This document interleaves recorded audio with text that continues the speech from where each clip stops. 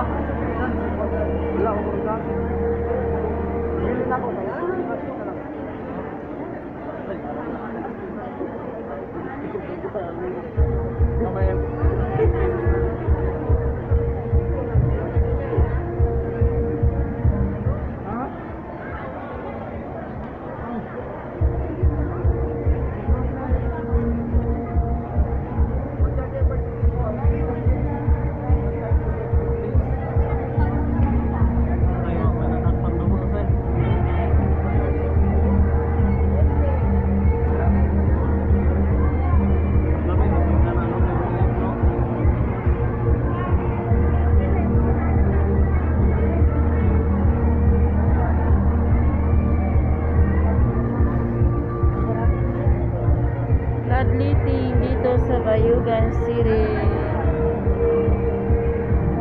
Ayan, kung sinong gusto mag-donate ng dugo, mag-donate na kayo.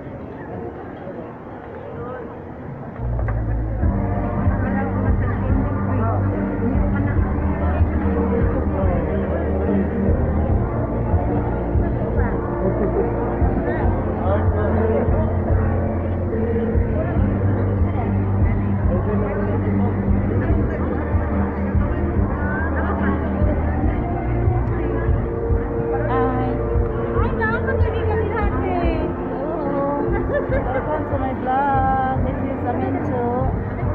Ano ba nakita? Oo. Yan ang buwan niya. Lagi yun.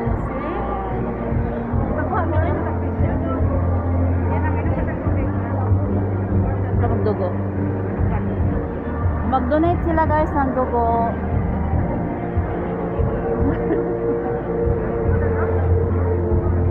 Kailangan nila ng dugo, yung ano, kailangan sa Red Cross ng dugo. Kailangan mag-donate tayo guys para makatulong tayo sa kapwa.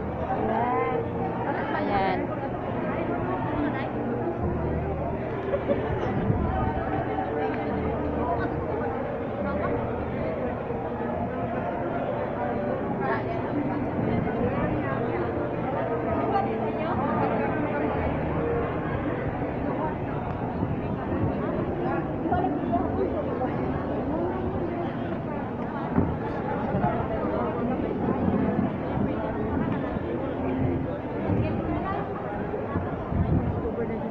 Hello.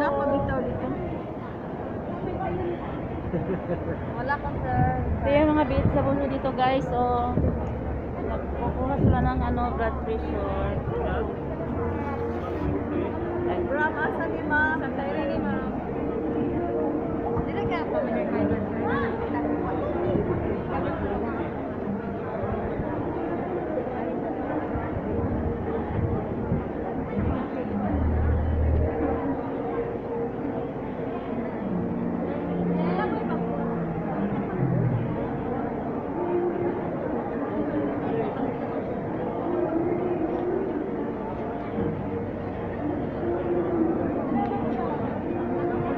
Brad, sunod na Brad ha.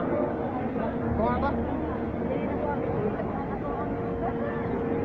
Happy ka ma'am? Sige, pila lang. Ano sa mga kapil? This is Ate Auring. Isa sa mga BHW dito guys.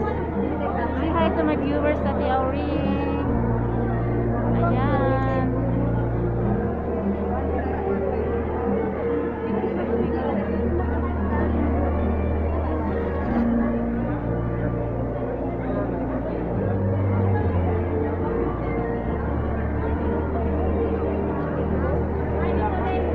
Proseso guys, pagkuha ng dugo, una, ititimbang sila, tapos kailangan ang timbang nila 50 kilos. Kasi pag hindi umabot ng 50 kilos, hindi sila pwede kunan ng dugo.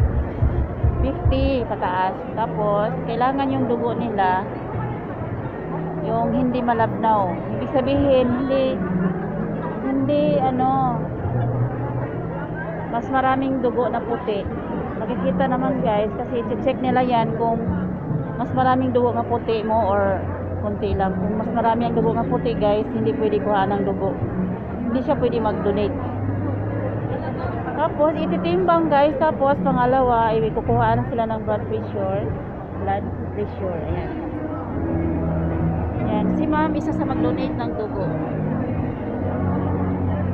Hi, say hi to my vlog. Ayan, si nanay. Ayan, kailangan guys, 120/80, mga ganun lang, 110, ganun. Ayan, pwedeng kuhaan ng dugo. Kailangan natin guys mag-donate yung ano, kasi kailangan ngayon ng dugo sa Red Cross. Marami kasi nangangailangan ng dugo.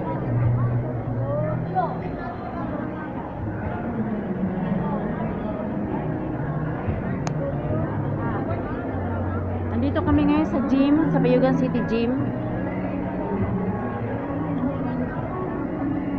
Game Lopi Assist Gym.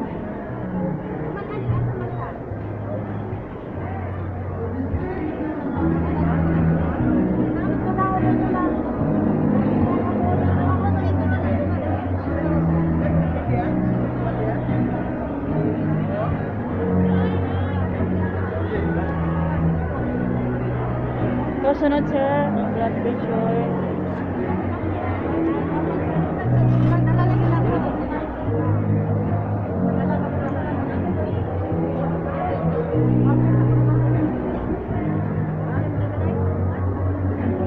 Mabibi ka ma'am? Yes ma'am, pila lang ma'am.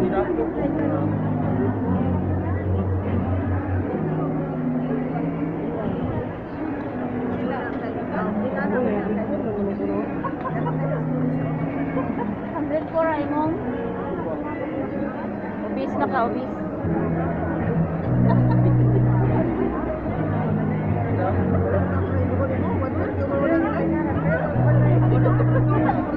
Ayan ang mga BHW guys. Kumukuha sila ng blood pressure ang mga BHW. Before papunta sila sa mga nurses, interviewin sila kung anong mga, sige.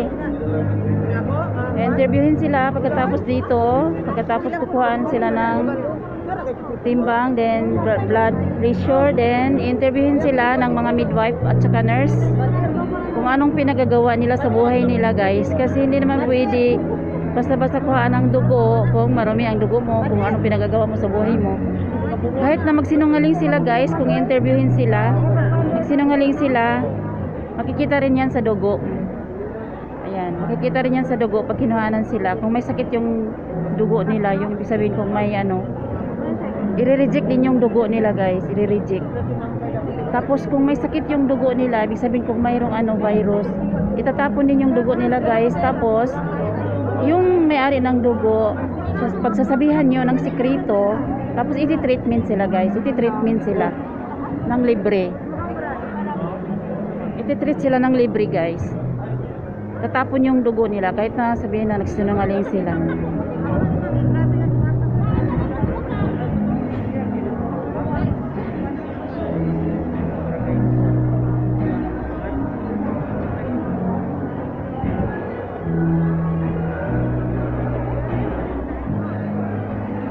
Andun yung banda yung mga nurses guys, ayun no, yung mga naglilinya doon, nag-i-interview sila.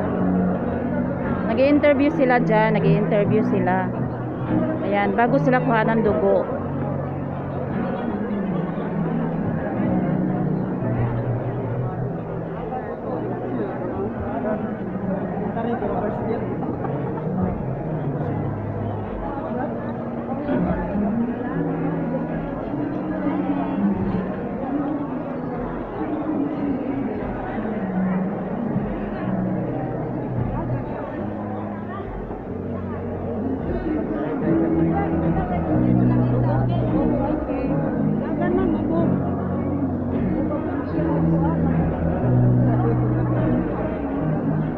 Ayan na guys, kuha na sila ng dugo.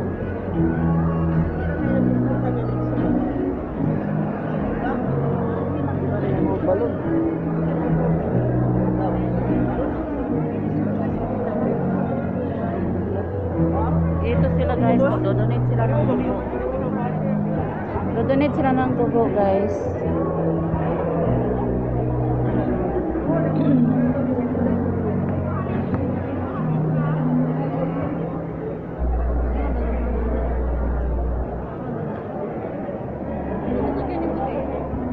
BP mo, ma'am? BP? Dili ko madawat eh. Okay. Anemic ka? Wala naman ko tulog-tulog. Ah. Wala ko tulog kaya ni. Kurang manghod ang pauban ra.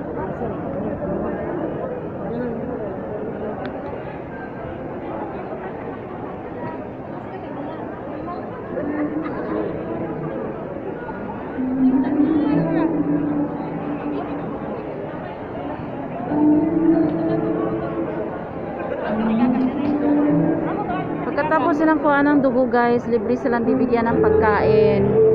Yan, bibit-bit na sila ng paklans kasi tapos na sila kinuha ng dugo.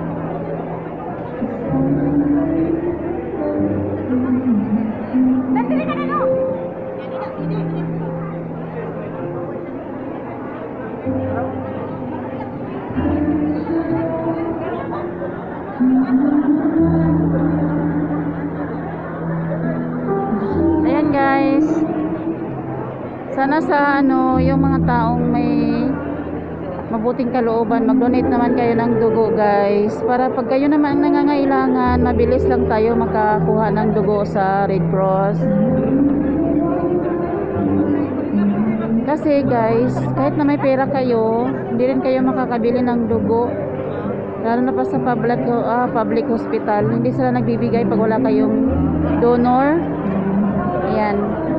Mas mabuti na may hawak na kayong mga card kasi mabilis lang kayong bigyan ng dugo. Ayan.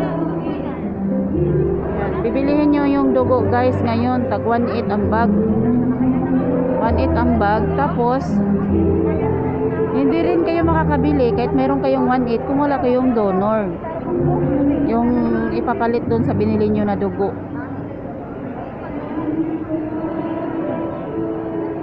Rin nagbibigay ang blood bank ng dugo kung walang magdo-donate, walang kapalit doon sa dugo na binili ninyo.